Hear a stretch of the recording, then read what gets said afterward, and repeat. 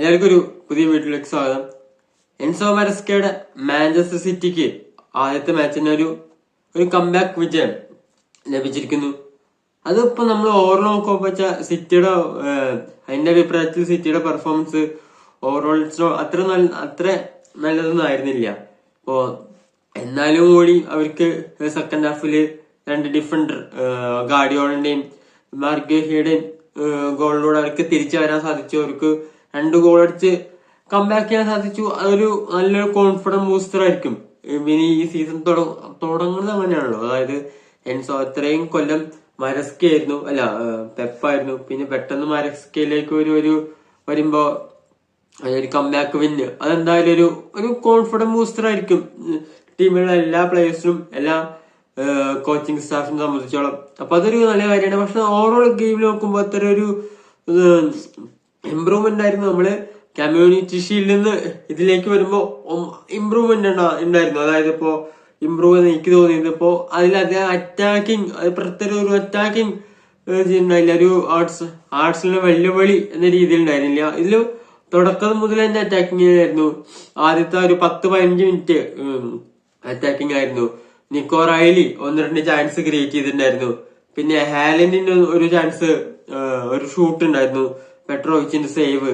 അങ്ങനെ ഫസ്റ്റ് ഹാഫിൽ കുഴപ്പമില്ലാത്ത രീതിയിൽ കളിച്ചു. എസ്പെഷ്യലി ആദ്യത്തെ 10 മിനിറ്റ്, ഫസ്റ്റ് ഹാഫിലത്തെ ആദ്യത്തെ 10 മിനിറ്റ് നന്നായിട്ട് തന്നെയാണ് കുഴപ്പമില്ലാത്ത രീതി അറ്റാക്ക് ചെയ്ത് കളിച്ചു. അറ്റാക്ക് ചെയ്ത് കൂടുതൽ കളിച്ചു. പിന്നെ ബേൺമൗത്ത് കളിയിലേക്ക് വന്നു. അവർ കൂടുതൽ വിങ്ങിലൂടെ കയറി അറ്റാക്ക് ക്രിയേറ്റ് ചെയ്യാൻ നോക്കി. എനിക്ക് തോന്നുന്നു ആദ്യം തന്നെ ഒരു റയാന്റെ ഷോട്ട് ഉണ്ടായിരുന്നു, ഗോൾ കീപ്പർ ഡൊണ്ണറുമ സേവീസ്. ഇപ്പൊ സിറ്റിയുടെ മിഡില് റൈലിയും ആൻഡേഴ്സണും ആയിരുന്നു അവരുടെ മിഡ് ഉണ്ടായിരുന്നത്. നിക്കോ റൈലി ആൻഡേഴ്സൺ ആയിരുന്നു. അത് ഇത്രയും കൂടി ആവാനുള്ളൊരു ജെല്ലാവാനുള്ളൊരു ഒരു സമയം വേണം എനിക്ക് തോന്നുന്നു. അത്ര ഒരു ഇംപ്രസീവായിട്ട് ആ മിഡിന്ന് എനിക്ക് തോന്നിയില്ല. അപ്പൊ ഒരു അറ്റാക്കിങ് നല്ലതായിരുന്നു സിറ്റിയെ സംബന്ധിച്ചോളം. റിക്കോ ലൂയിസ്, നിക്കോ റൈലി കയറി വരുന്നുണ്ടായിരുന്നു. ഇപ്പൊ ഇൻസൈഡ് ദ ബോക്സിലേക്ക് കയറി വന്നു ചാൻസ് ഒക്കെ ക്രിയേറ്റ് ഉണ്ടായിരുന്നു. അപ്പൊ അറ്റാക്കിങ് ഗുഡ് ആയിരുന്നു, ഡിഫൻസും ഒരു കുഴപ്പമില്ലാത്ത രീതിയിൽ. പക്ഷെ ആ മിഡില് ഇപ്പോ നിക്കോ റൈലി മാൻഡേഴ്സിനായിരുന്നു ഡബിൾ പിവറ്റ് ആ രീതിയിൽ കളിച്ചിട്ടുണ്ടത്. അത് ഇത്ര കൂടി ആണെങ്കിൽ മറ്റേ കോവസിച്ചൊക്കെ ആണെങ്കിൽ ആൾക്ക് കോവസിച്ചൊക്കെ ആണെങ്കിൽ ആൾക്ക് ഇത്ര കൂടി ബോൾ ക്യാരി ചെയ്ത് പോവാൻ സാധിക്കുമായിരുന്നു. ഇപ്പൊ ആൻഡേഴ്സൺ ഒരു മിഡ്ഫീൽഡ് ഇമ്പ്രൂവ്മെന്റ് കൊണ്ടുവരാനാണ് ഒരു എത്ര 117 മില്യൺ പൗണ്ടൊക്കെ മുടക്കിയത്. ഇപ്പൊ ഫസ്റ്റ് മാച്ച് അത്ര ഇംപ്രസ് ആയില്ല എന്ന് തോന്നുന്നു. നോക്കാം ഇപ്പൊ അടുത്ത മാച്ചൊക്കെ ആള് നന്നായിട്ട് കളിക്കും വിചാരിക്കുന്നു. അത്യാവശ്യം കുഴപ്പമില്ലാത്ത രീതിയിൽ തന്നെയാണ് ഒരു സിറ്റി കളിച്ചിട്ടുണ്ടായിരുന്നത്. ഇപ്പൊ ബേൺമൗത്ത് ആദ്യത്തെ ഒരു 15-20 മിനിറ്റിന് ശേഷമാണ് ബേൺമൗത്ത് കളിയിലേക്ക് വന്നത്. അവർ കൂടുതൽ അറ്റാക്ക് വിങ്ങിലൂടെ ആയിരുന്നു കൂടുതൽ അറ്റാക്കിങ് ആയിരുന്നത്. ഓവർ പ്ലേയും, അതായത് ഇപ്പോ ഈ വിങ്ങിൽ കൂടെ പോയിട്ട് സെന്ററിലേക്ക് ടക്കിങ് ചെയ്ത് ബോൾ കൊടുക്കലും, അതായത് കൂടുതൽ വിങ്ങിലൂടെയാണ് അവരുടെ അറ്റാക്കിങ് ചാൻസോ ഒക്കെ വന്നത്. പ്രത്യേകിച്ച് റയാൻ, മാർക്ക് ടെവിനിയർ എന്നിവരിലൂടെയാണ് കൂടുതൽ ഉണ്ടാകുന്നത്. പിന്നെ ക്ലൈമറ്റ് ഒക്കെ ആയിരുന്നു ഉള്ളത് അറ്റാക്കിങ് ഫോർവേഡായിട്ട് ഇവാൻ ലെൻസിലായിരുന്നു. സോ അപ്പൊ ഇതിന് അത്യാവശ്യം ഉണ്ടായിരുന്നു. അത് 26-ാം മിനിറ്റില് ടവനിയറിലൂടെയാണ് ബേൺമൗത്ത് ഗോൾ സ്കോർ ചെയ്യുന്നത്. അത് ബോൾ എറിയുന്നത് ഇൻസൈഡ് ദ ബോക്സ് വിങ്ങിൽ കൂടെ വന്നിട്ട് ആള് മിഡ്ഫീൽഡിലേക്ക് വന്നിട്ട് ഒരു ബോക്സിലേക്ക് ഒരു ത്രൂ ബോൾ എടുക്കുന്നു. അത് ഈസി ആയിരുന്നു. അവിടെ ഒരു ഫ്രീ മാൻ ആയിരുന്നു ടവനിയറിന്. ഒരു ഈസി ഫിനിഷിലൂടെ 26-ാം മിനിറ്റിൽ തന്നെ ടവനിയർ സിറ്റിയെ ഞെട്ടിച്ചിട്ട് ഒരു ഗോൾ സ്കോർ ചെയ്യുന്നു. 26-ാം മിനിറ്റിൽ ഗോൾ സ്കോർ ചെയ്യുന്നു. ഫസ്റ്റ് ഹാഫിൽ പിന്നെ പ്രത്യേകിച്ച് ഒന്നും ഉണ്ടായില്ല. 26-ാം മിനിറ്റിൽ ഗോളിലൂടെ തന്നെ ബേൺമൗത്ത് ലീഡ് എടുക്കുന്നു.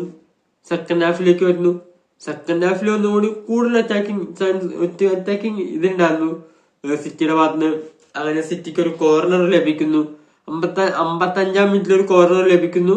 അതൊരു നല്ലൊരു ചാൻസ് ആയിരുന്നു മാർഗേഷി സംബന്ധിച്ചോളം. ആളവിടെ ഈ ഫ്രീ മാൻ ആയിരുന്നു. പക്ഷെ ആൾക്ക് അത് കൺവേർട്ട് ചെയ്യാൻ സാധിച്ചില്ല. ഏകദേശം ഇതുപോലത്തെ ഒരു ചാൻസ് ഓറയിലേക്കും കിട്ടിയിട്ടുണ്ടായിരുന്നു. പക്ഷെ അതാൾക്കും കൺവേർട്ട് ചെയ്യാൻ സാധിച്ചിട്ടുണ്ടായില്ല. അത് ചാൻസസ് കിട്ടുന്നുണ്ട്. ഫസ്റ്റ് ഹാഫിൽ നമ്മൾ കൂടുതൽ ചാൻസസ് ക്രിയേറ്റിംഗ് ഉണ്ടല്ലോ, ചാൻസസ് കിട്ടുന്നുണ്ട്. പക്ഷെ കൂടുതൽ കൺവേർട്ടിങ്ങിന്റെ ഈ മാച്ചിലേക്ക് അതാണ് കൂടുതൽ കൺവേർട്ടിങ്ങിന് പ്രശ്നമായിരുന്നു. അല്ലെങ്കിൽ ഫസ്റ്റ് ഹാഫിൽ തന്നെ അടുപ്പിച്ച് 2-3 ചാൻസ് കിട്ടിയിട്ടുണ്ടായിരുന്നു. ഒരു ഗോളിന് അടിക്കാനുള്ള സാധ്യത ഞാൻ അവിടെ കണ്ടിട്ടുണ്ടായിരുന്നു.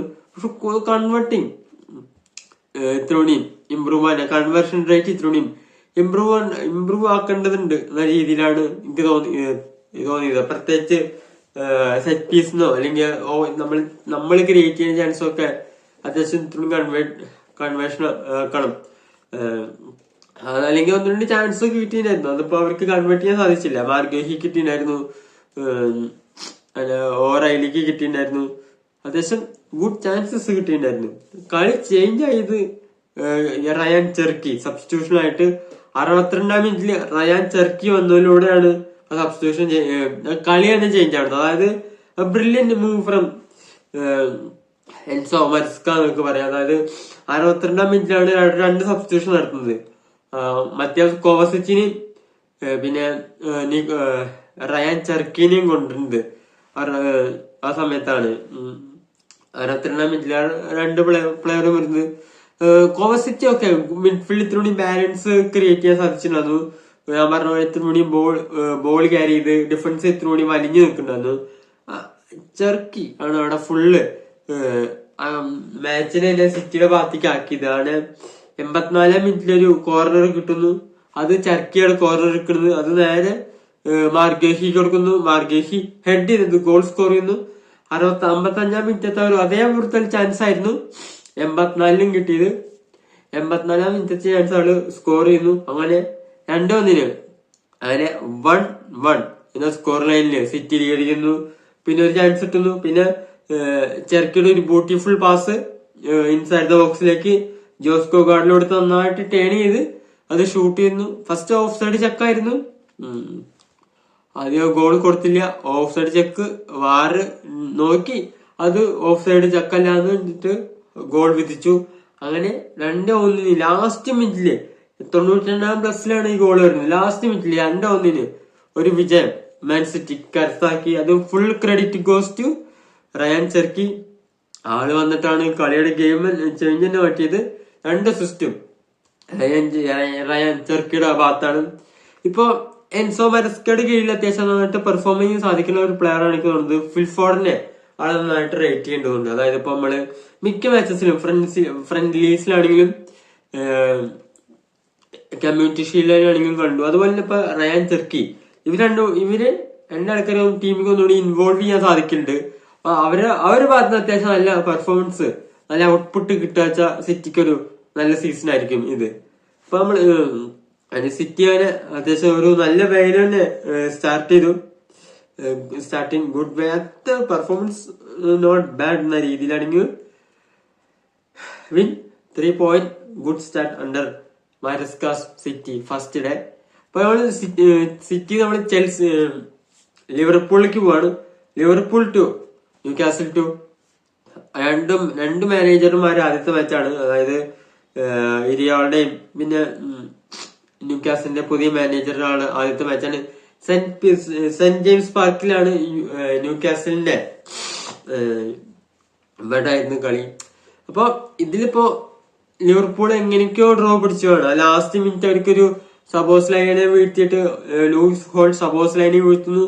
അതിനൊരു പെനാൽറ്റി കിട്ടുന്നു. അങ്ങനെയാണ്. അപ്പൊ ഓരോ മാച്ചസിൽ നോക്കുമ്പോ ലിവർപൂളിന്റെ പെർഫോമൻസ് അത്ര കൺവിൻസിംഗ് ആയിരുന്നില്ല, അത്ര ഒരു ഇംപ്രസീവ് ആയിരുന്നില്ല. അങ്ങനത്തെ രീതിയിലെ പെർഫോമൻസ് ആയിരുന്നു. അവരെ വേഗമായിട്ട് ട്രാൻസിഷനിൽ ഹിറ്റ് ചെയ്യാന്ന രീതിയിലായിരുന്നു. ഫസ്റ്റ് ഗോൾ വരുന്നത് അങ്ങനെയാണ്. അതായത് എന്തൊക്കെയാണ് ന്യൂകാസില് ലിവർപൂളിന് ഫ്രീ കിക്ക് കിട്ടുന്നു. അത് എസൂളോ പിടിച്ചെടുക്കുന്നു. എസൂളോ നേരെ അത് ആന്റണി അലാങ്കിക്ക് കൊടുക്കുന്നു. ആളുടെ ഫുൾ സ്പീഡ് പോയിച്ച് ആള് ബോൾ എടുക്കുന്നു. ബോൾ എടുത്ത് ഇൻസൈഡിലേക്ക് പോകുന്നു, സ്കോർ ചെയ്യുന്നു. 4-ാം മിനിറ്റിൽ തന്നെ സ്കോർ ചെയ്യുന്നു. 1-0 നടക്കുന്നു. 4-ാം മിനിറ്റില് ന്യൂകാസിൽ ലീഡ് എടുക്കുന്നു. പിന്നെ പ്രത്യേകിച്ച് ഒന്ന് അറ്റാക്ക് ഒക്കെ ഉണ്ടായിരുന്നെങ്കിലും നമ്മളെ അറ്റാക്കിങ് അത്ര ഇതായിരുന്നില്ല. അപ്പൊ ഇസാക്ക് ഉണ്ടായിരുന്നു അവരുടെ ഇപ്പൊ ലിവർപൂൾ ഫ്രണ്ട് ത്രീ നോക്കുമ്പോ ഇസാക്ക്, വിറ്റ്സ്, ഗ്യാപ്പോ, എങ്കും മൊഹോയൊക്കെ ആയിരുന്നു അവരുടെ ഫ്രണ്ട് ത്രീ. പക്ഷെ ആ ഫ്രണ്ട് ത്രീ അത്ര ഒരു അറ്റാക്കിംഗ് ത്രെട്ടൊക്കെ ഫസ്റ്റ് ഹാഫിൽ ഉണ്ടാക്കിയിട്ടില്ല പ്രത്യേകിച്ചൊന്നും. അപ്പൊ സെക്കൻഡ് ഹാഫിലാണ് അവര് 55-ാം മിനിറ്റിലാണ് ഗോഡി ഗ്യാപ്പോടെ ഒരു ഗ്രൗണ്ടർ ഗോള് വരുന്നത്.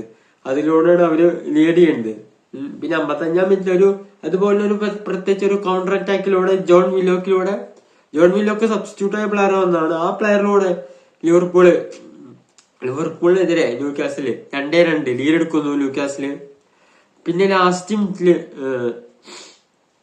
ലൂയിസ് ഹോൾ ഡൊമിനിക് സബോസ്ലൈനെ 99+9 മിനിറ്റിലാണ് സബോസ്ലൈനെ ചാലഞ്ച് ചെയ്യുന്നത്, വീഴ്ത്തുന്നത്, പെനാൽറ്റി കിട്ടുന്നു, ഗോൾ സ്കോർ ചെയ്യുന്നു. അങ്ങനെ 2-2 ലിവർപൂൾ കഴിച്ചായുന്ന രീതിയിൽ തന്നെയാണ് ഇതുള്ളത്. അപ്പൊ ഓവറോൾ ഇറ്റ്സ് നോട്ട് അത്ര കൺവിൻസിങ് പെർഫോമൻസ് അല്ലെങ്കിലും 2 പോയിന്റ് ഇരിയാളുടെ ആദ്യത്തെ match it's not bad start എന്ന രീതിയിലാണ്. അപ്പൊ വീഡിയോസ് എനിക്കൊന്ന് നിങ്ങളുടെ അഭിപ്രായം രേഖപ്പെടുത്തുക. അടുത്ത വീണ്ടും